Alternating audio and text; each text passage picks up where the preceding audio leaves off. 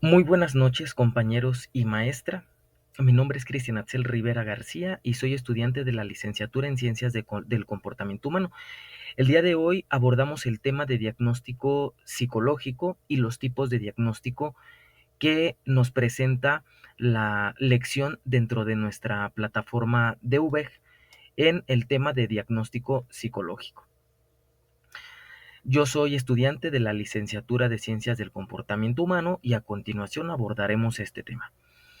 El día de hoy vamos a hablar sobre un proceso fundamental en la psicología clínica, el diagnóstico psicológico. ¿Qué es? ¿Para qué sirve? ¿Cuáles son sus tipos? Y lo más importante, ¿cómo impacta en la vida de una persona? El diagnóstico psicológico es el proceso mediante el cual el profesional del comportamiento humano o el profesional de la salud mental evalúa, interpreta y comprende el estado emocional, cognitivo y conductual de una persona. No se trata solo de poner una etiqueta a un problema o a un trastorno, sino de entender la experiencia del paciente desde una perspectiva integral, ética y profesional. Este diagnóstico incluye varios niveles. El diagnóstico nosológico, que es uno de los cuatro que pudimos visualizar dentro de la lección que ya estudiamos, el diagnóstico sindromático y el diagnóstico diferencial y el diagnóstico psicológico. Vamos a ver de qué se trata cada uno. Por ejemplo, el diagnóstico nosológico se refiere a identificar una categoría clínica según sus manuales como el DSM-5 o la CIE-11, que son herramientas en las cuales nos podemos apoyar para poder dar un mejor entendimiento al trastorno o la problemática que en el momento estemos abordando. Como por ejemplo uno de ellos es el trastorno depresivo mayor. El diagnóstico sindromático se puede describir en agrupaciones de los síntomas sin necesariamente llegar a una categoría clínica. Por ejemplo, tristeza persistente, insomnio, falta de energía.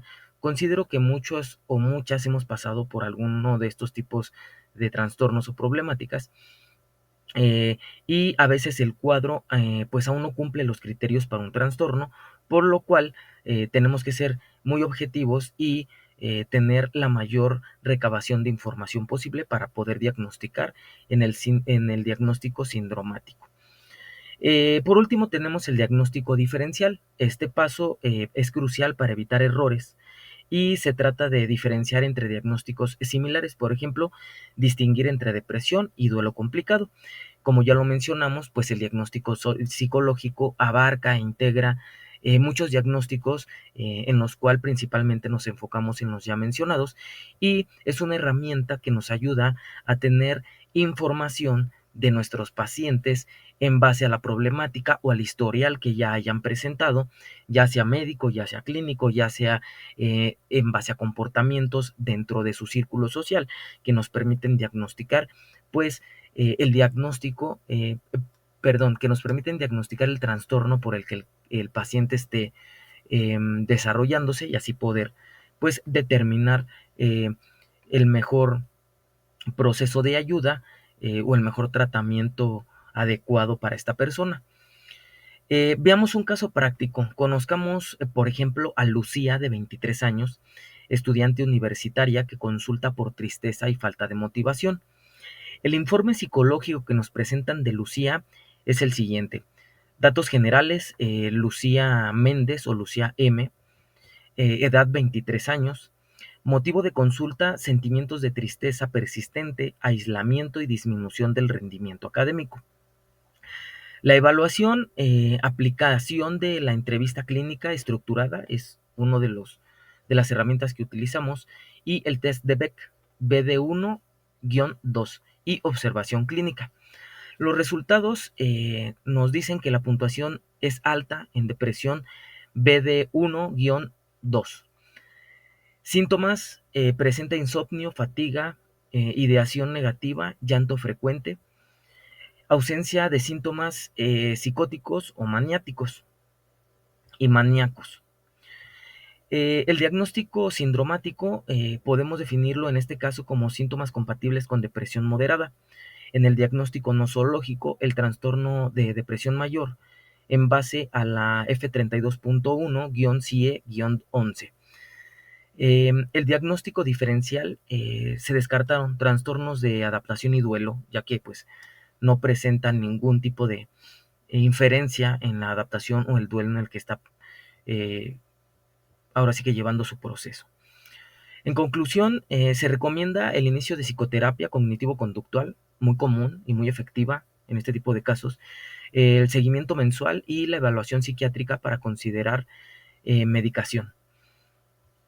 El diagnóstico psicológico no es una etiqueta, es una herramienta para ayudar a las personas a entenderse, sanar y construir un camino de bienestar. Recordemos siempre que detrás de cada diagnóstico hay una historia única o una problemática única. Yo me basé en las fuentes bibliográficas que a continuación voy a mencionar. La American Psychiatric Association del 2022, Manual Diagnóstico y Estadístico de los Trastornos Mentales, DSM-5-TR. Me basé en otra página que pude encontrar y que me reforzó mucho el conocimiento en la Organización Mundial de la Salud 2022, Clasificación Internacional de Enfermedades CIE-11. También pude encontrar un libro muy interesante de Fernández Álvarez H. 2017, Diagnóstico Psicológico, Fundamentos y Procesos, Ed Paidos. Encontré también una fuente de Veloch A. Cord 2020, Psicopatología, de Ed McGuire Hill. Y pues por último, me gustaría mucho cerrar con un resumen en donde puedo mencionar que el diagnóstico psicológico pues siempre es una herramienta poderosa. Siempre debe ir acompañada de empatía, escucha activa, responsabilidad ética.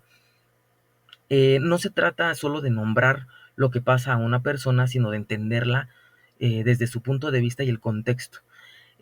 Acompañarla activamente en su proceso es de suma importancia como profesionales y pues mantener eh, eh, una relación profesional y mm,